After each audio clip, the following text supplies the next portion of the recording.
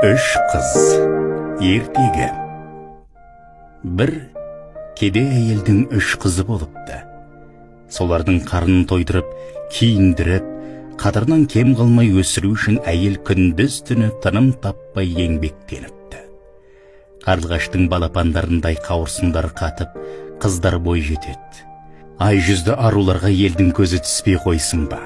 Бірінен соң біріне құда түсіп, қыздар ұшқан ұясын тастап, әрқайсысы өз алдына тұрмыс құрады.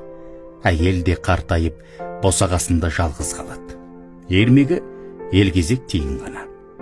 Көңілін қайғы басса, шер тарқатып әңгімелесетін де сол тиын екен. Осылай күн артынан күндер өтеді. Бірде кемпір науқастанып төсек тартып жатып қалады. Досым тиын, сен қыздарыма хабар жеткіз, көзімнің тірісінде бақылдасып қалайын дейді кемпір. Тиын ең алдымен кемпірдің үлкен қызына келіп, оның тілегін жеткізеді.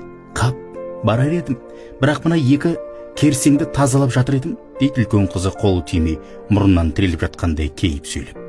Сен екі керсеңді тазалап алайын дейсің бе, дейді тиын ашуланып. Сонда мәңгі бақи солардан айырылмай өт.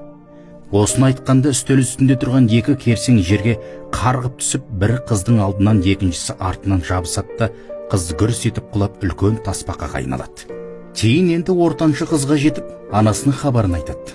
Ортаншы қыз: ой бұрмай, анама қазірақ шауып жетер едім-ау, бірақ жәрмеңкеге мата тоқып апаруға үлгіре алмай жатқаным, деп күйінген сыңай танытады.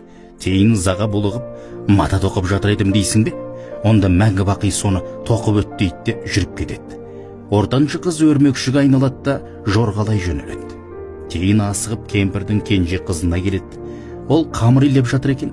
Қайғылы хабарды естіген қыз ләм-мим демей, қолының қамырын да тазаламастан жан ұшырып анасына жүгіреді.